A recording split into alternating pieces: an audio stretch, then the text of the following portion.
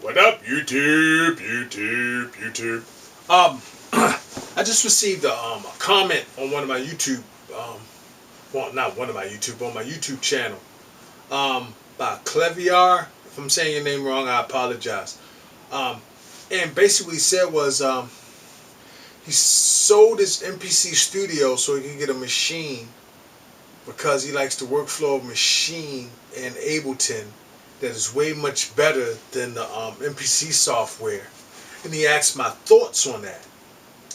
And that made me really, really, really think, and it made me admire some cool stuff. So let me really get into what I'm trying to say.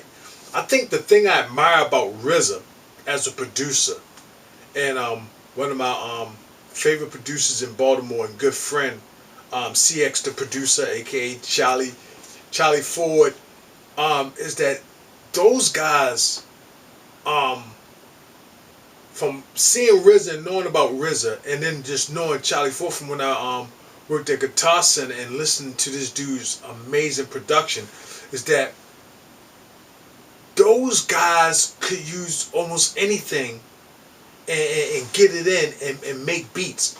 So my opinion is, if the workflow and the machine in Ableton inspires you to make great music, then that's the right thing to do.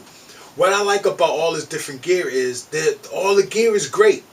Really, it's all great, because we all have our approach to things, right?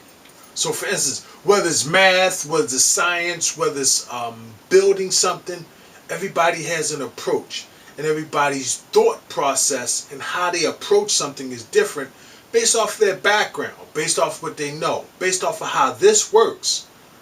So, where to me, the MPC software is probably one of the easiest softwares to operate, I never could really get into Fruity Loops like that. Where you got some people that couldn't get into Reason because they never messed with hardware gear. Where you got the guys that used to work hardware gear, rack mount samplers and rack mount units and rack mount modules for like keyboard modules for sounds and stuff like that, which equated to VSTs now. But stuff like that, they really can dig Reason because they understand how to plug and rewire stuff to make it do what they need to do. So basically, it's just all about your approach to music. What syncs with how you approach this music best. And that's why the variety of gear and the variety of software and the variety of programs is a great thing. I can't say one's better than the other because it's going to be based off your approach. But I will say this, the one that can get into all these different things and use these things and be efficient and make great music and a whole lot of different things, I think that person is borderline genius to some extent. And even if they don't master it all, the fact that they can operate so many different things helps their productive edge, I think. That's just my opinion. Hence, that's why I think RZA is so great at what he does, and CX the producer is. Because the cool thing, although you may have your weapon of choice, which could be an MPC, which could be the machine, or whatever, because you like the workflow, and the other gear you don't like because it's not as cool or as smooth for you. Let's talk about thinking outside the box here. Once you got your weapon of choice, you know how to do it. You got your approach with how you make your music. You're locked in. You're locked in. You're tight. You ready. But the reason why I get so much different stuff, why I got so many pieces of machines, gear and machinery and stuff like that, is because I find that messing with all this different gear makes me approach the music differently. Therefore, it spawns different ideas. And it creates new ways of approaching music, even with the stuff I already know. For example, say I'm messing with the MPC and I got a technique I use. By using the MV and seeing how the MV approach is, which is different from the MPC, I've gotten ideas from the MV that improved my production on the MPC and vice versa. So, if you're looking for a spark in your production and you think you're at a little slump, or you, you, you're inspired to do something but you just can't get over that hump, it's like working out, you hit a plateau. Sometimes a piece of new gear could do that, can help you overcome that plateau. And so, Cleviar, I guess the answer to my question is, man, you're doing the right thing if that works for you. And once you get that mastered, the one other piece of gear you may want to check out is the Push 2, because of how great it works, because really it works with Ableton like that. And what makes Ableton so great is that you can do so many things with Ableton, from just a basic DAW to a video editor to a recording program, a sampler, a DJ program, a video DJ program. It's so versatile and can do so many things. Everybody's approach to Ableton is somewhat different. So, I think, folks, I know we go on this rant all the time that it's not the gear, but really it's not. I mean, Just Blaze was straight MPC, and I think right now the way he rocks his beats is straight into Logic.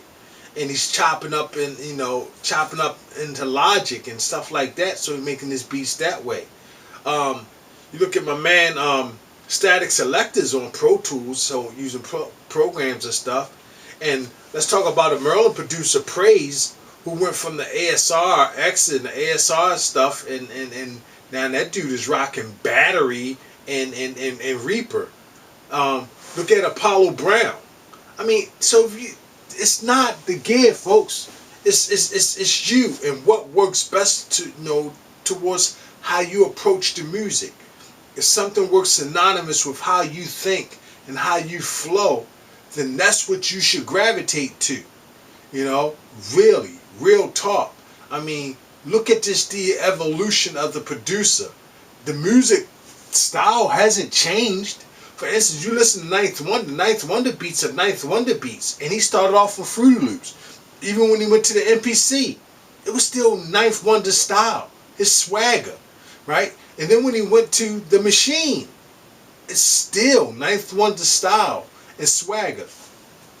What makes the MPC great is that, one, it was a staple in hip hop, and a lot of people used it.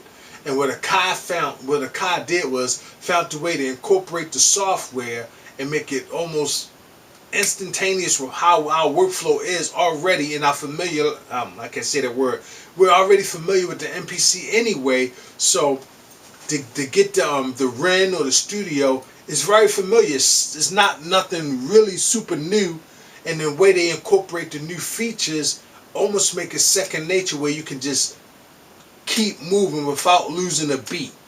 So that's the thing that Akai has done great, and that's why I think the MPC has the spark that it has right now. But Native Instruments, man, that's a great company. You can't go wrong, whether you're using a Push, whether you're using the Machine, whether you're using Cool Edit, whether you're using Logic, whether you're using Ableton, whether you're using GarageBand. If you got that ear, if you got that creative juice, or let's take it back to, I'm going to tell my age now, let's take it back to The Last Dragon. If you got that glow, it's going to flow. It is what it is. So let's not get caught up in the gear. Do what works for you. And you must do what works for you, or you will never make heat. So let's spend less time arguing about what's best. It's funny to get into those things and stir things up, But let's get out of that, because really at the end of the day it doesn't matter. But I will say this: if you're into a particular piece of gear, it works for you, and you're making that heat, great. But sometimes if you want that creative juice, or you hit a plateau, sometimes maybe a new piece of gear and a new approach to things could really take your music to another level. So it is something to think about. Alright, folks, I just wanted to get that off my chest and make that a video response to my man who posted that question on YouTube. Alright, y'all. Peace.